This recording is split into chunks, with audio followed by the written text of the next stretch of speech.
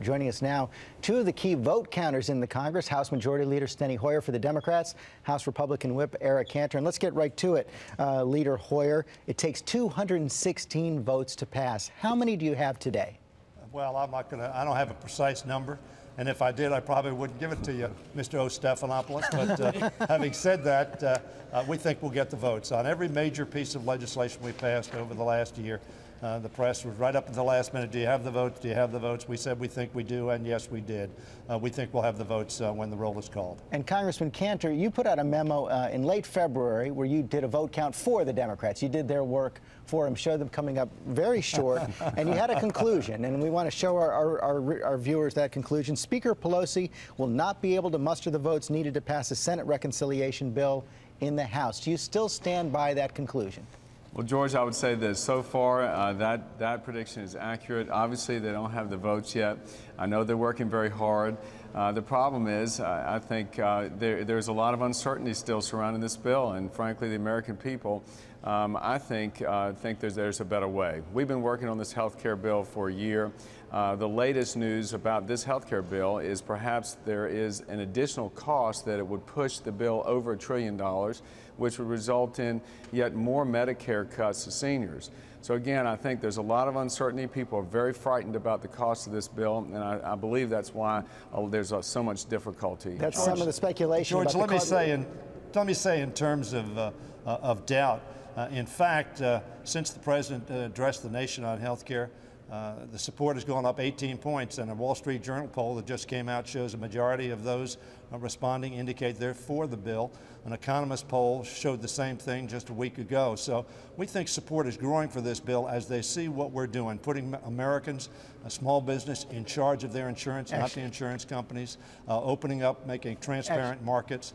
Making sure that pre-existing conditions can't preclude people from getting insurance. Let me just stop you right there. All those reforms we think are good. We got a lot to get to, and I know that actually that NBC Wall Street Journal poll has a mixed message on the Democratic plan today. But there's also a controversy this morning over this procedure you're contemplating using, where you would deem the Senate bill passed in the rule for this reconciliation bill. I know there's some precedent for seeing this done, but some constitutional scholars are now saying that is unconstitutional.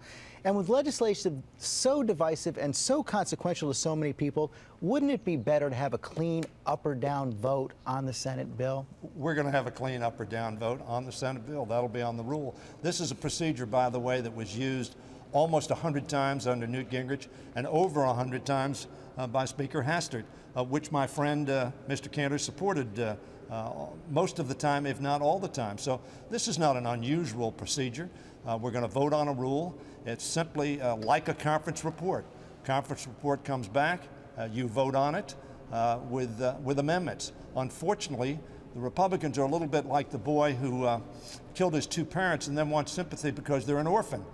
They've tried to stop the passage of this bill, slowed it up, wouldn't agree to go to conference. So what we're going to do is report out what essentially is a conference report with amendments. So we'll vote on the Senate bill in the rule, and then we will amend the Senate bill in the process that it's called, forget about what the process is called, but a process that the Republicans use 72% of the time that it's been used. Respond to that, Congressman Cantor. It does sound like the Democratic leaders have made a decision to deem the Senate bill passed inside the rule. Republicans have used this process before. Sure, George. This is a process that you can avoid a direct up or down vote on a bill. And again, when you're dealing with a bill like this that will cost $1 trillion and it will affect health care for every man, woman, and child in this country, I don't think you can fool the public. I mean, this is an attempt to hide the vote. I mean, there's no doubt about it. Yes, Steny is right. You know, the rules of the House allow for this type of deeming provision. It's called a self-executing provision, which means that once the bill, the rule for the next bill passes, the Senate bill automatically is deemed as having passed. But again, why do that? I mean, this is so big. I mean, we should have an up or down vote, George, not hide the vote. 1 second, let me interrupt you both. We have 10 seconds left. To go to conference. We have 10 seconds left. Quick question for each of you. Congressman Cantor, will you file a constitutional challenge if they use this procedure? And Congressman Hoyer, are you going to get Congressman Kucinich today? Yes or no? I'm not a constitutional lawyer, so I don't know about the constitutionality. I do know it is an attempt to hide the vote on this trillion-dollar health care bill. They used it a couple of hundred times when they were in charge. And with respect to Congressman Kucinich, I think he needs to make that announcement himself. I'm not going to make it for him. Okay, gentlemen, thank you both very much. Thanks George, a lot, thank George. you.